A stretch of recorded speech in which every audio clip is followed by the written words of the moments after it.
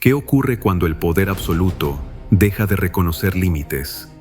A lo largo de la historia, algunos hombres se sentaron en tronos de oro, gobernaron naciones enteras y comandaron ejércitos capaces de hacer temblar al mundo conocido. Sus nombres decidían la vida y la muerte. Su autoridad parecía incuestionable. Pero todos ellos cometieron el mismo error fatal: creerse más grandes que el Creador del cielo y de la tierra.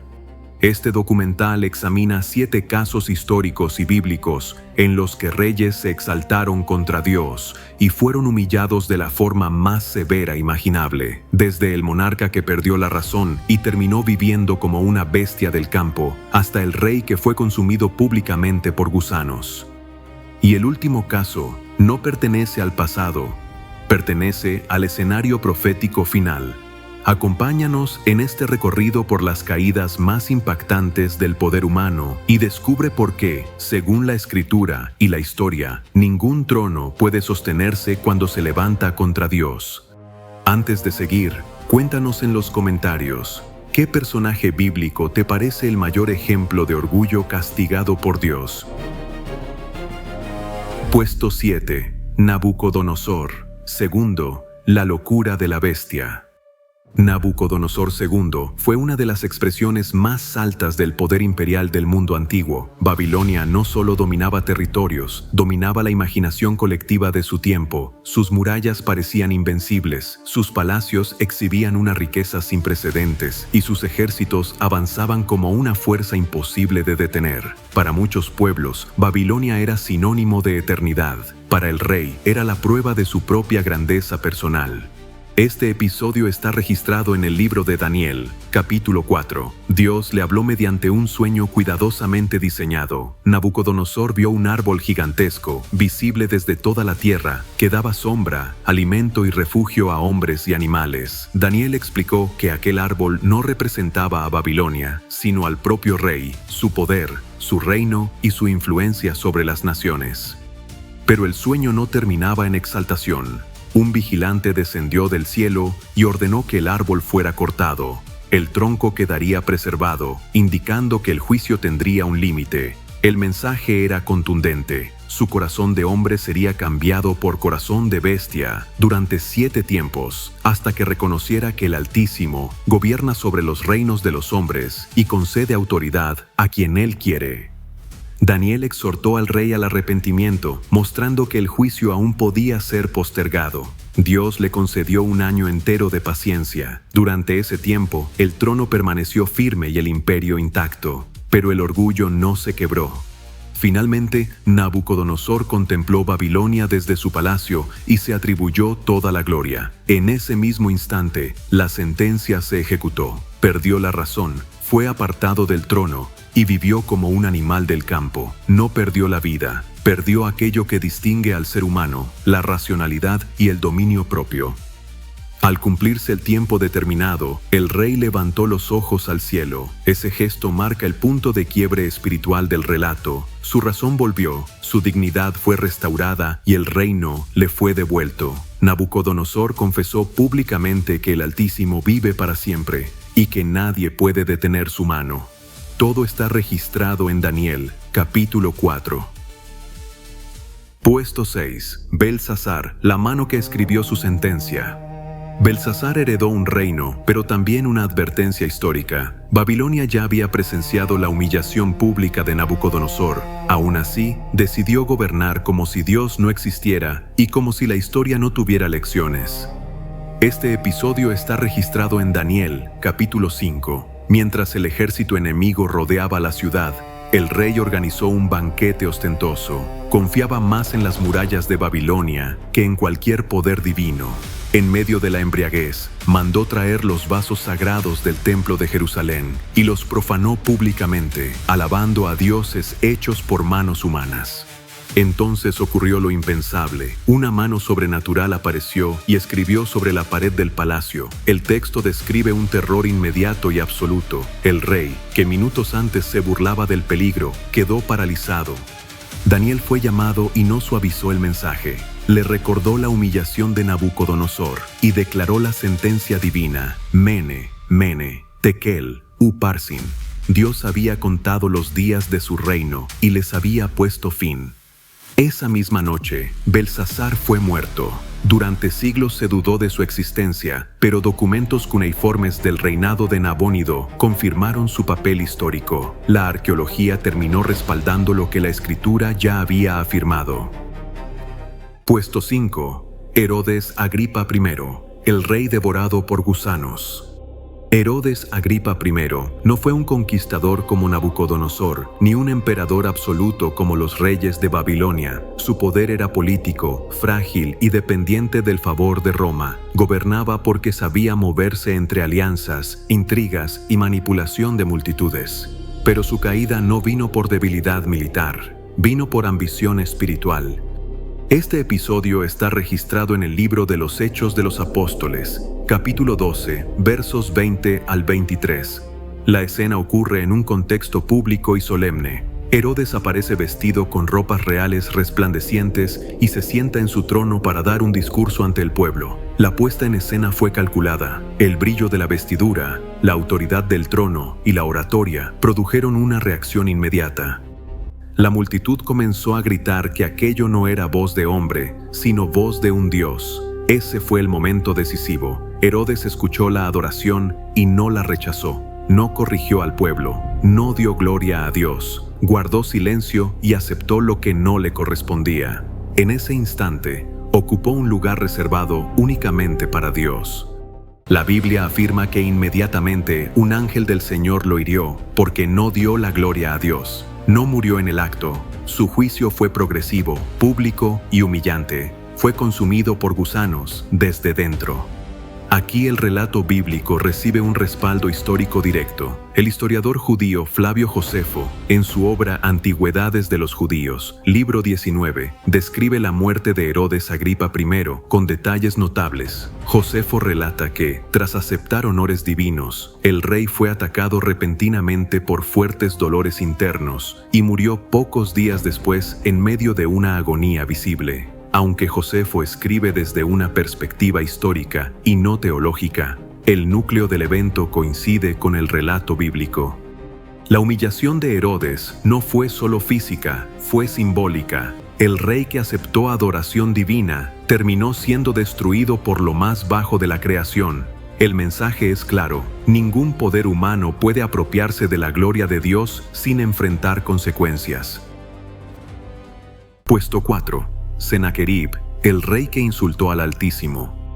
Sennacherib fue uno de los reyes más temidos del imperio asirio. Su ejército había arrasado ciudades enteras y su reputación sembraba terror antes de que sus soldados llegaran. Las naciones caían una tras otra.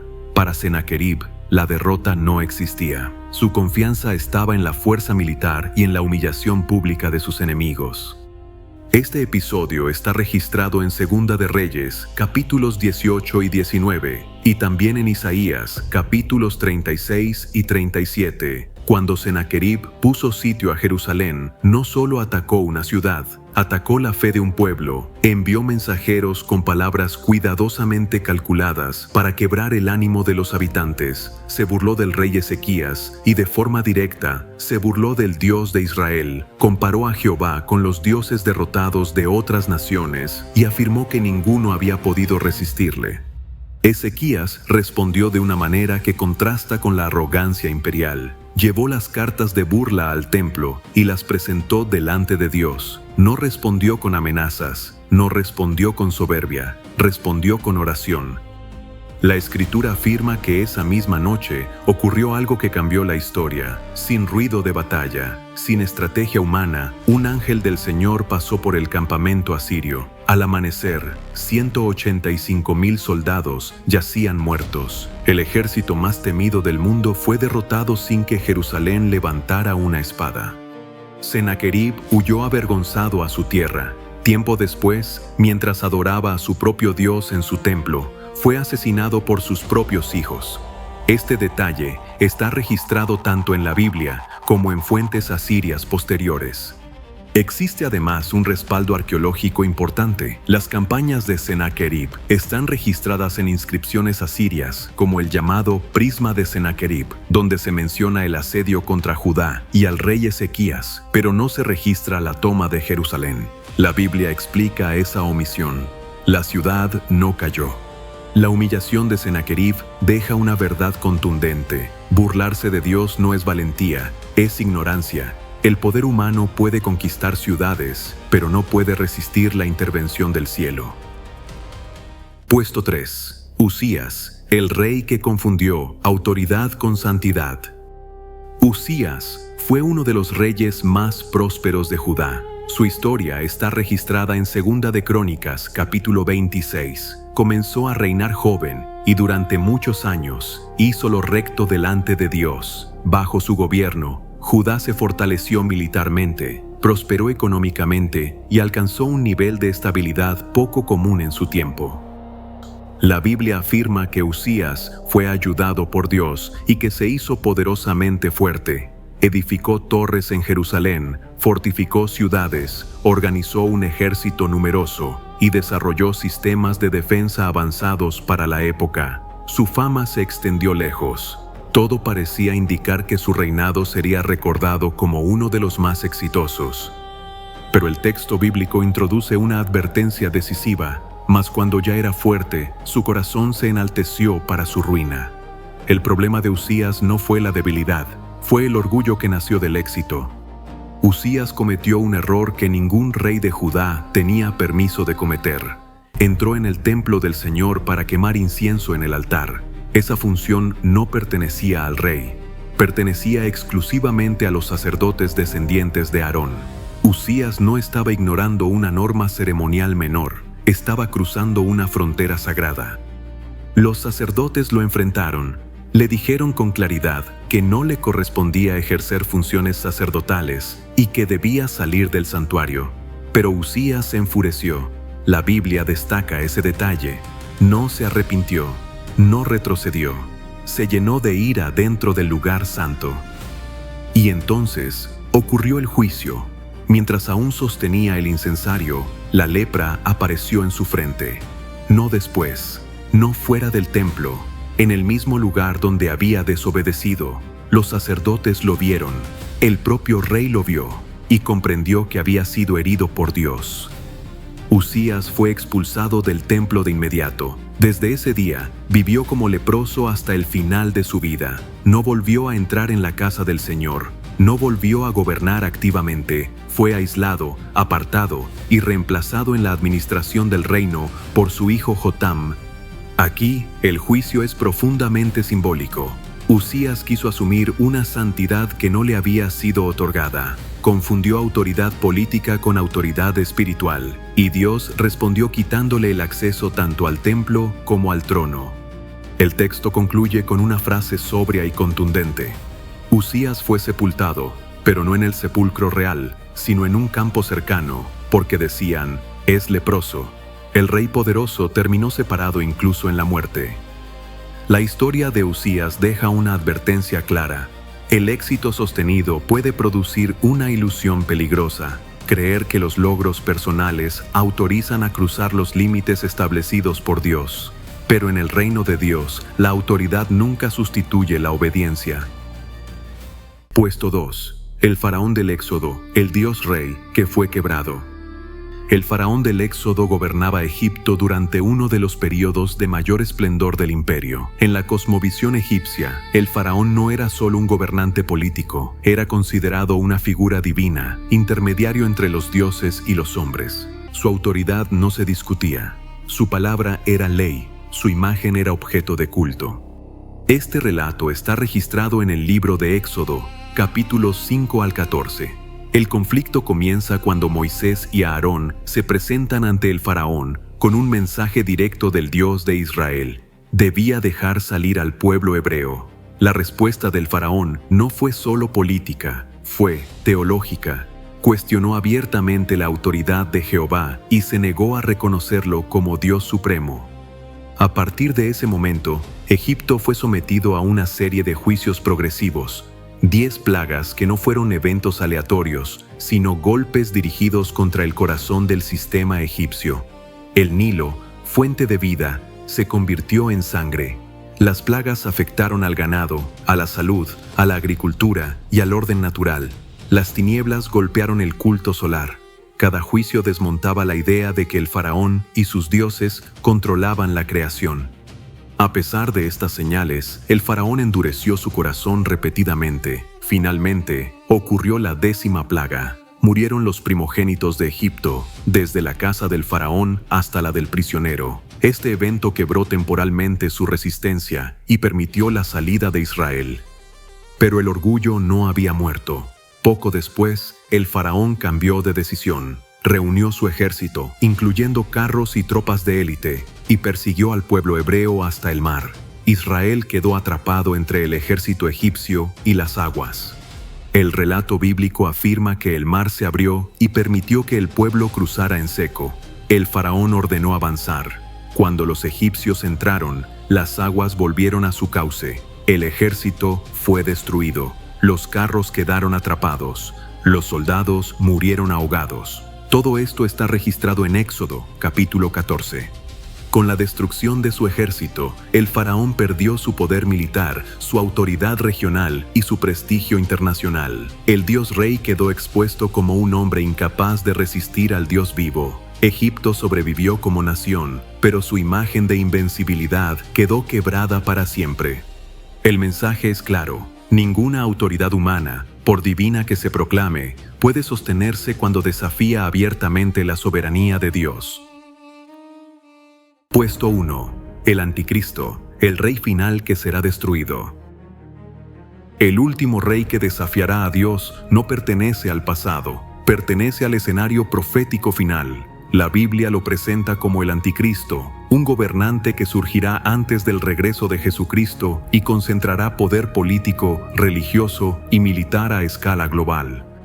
Su perfil aparece descrito en varios pasajes. Segunda de Tesalonicenses, capítulo 2, Apocalipsis, capítulo 13, y su derrota final en Apocalipsis, capítulo 19. La Escritura afirma que se exaltará sobre todo lo que se llama Dios. Se sentará en el templo de Dios proclamándose a sí mismo como Dios y exigiendo adoración.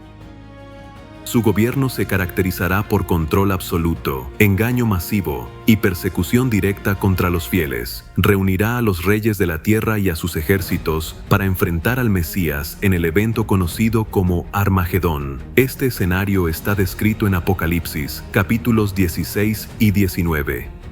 Pero el final del Anticristo no será una guerra prolongada ni una confrontación equilibrada. La Biblia declara que Jesucristo lo destruirá con el soplo de su boca y con el resplandor de su venida. No hay combate registrado, no hay resistencia efectiva. Su derrota es inmediata. Segunda de Tesalonicenses, capítulo 2, verso 8.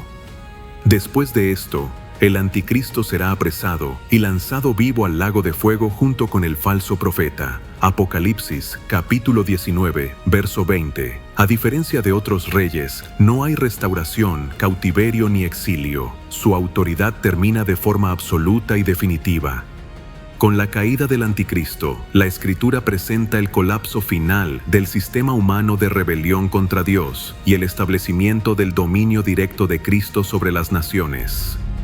Así llegamos al final de este documental. La historia, la escritura y la profecía coinciden en una verdad inalterable. El poder humano tiene límites. Existe un Dios que gobierna sobre los reinos de los hombres, y de él nadie se burla. Si este contenido te impactó, compártelo y suscríbete para seguir investigando la Biblia y la historia.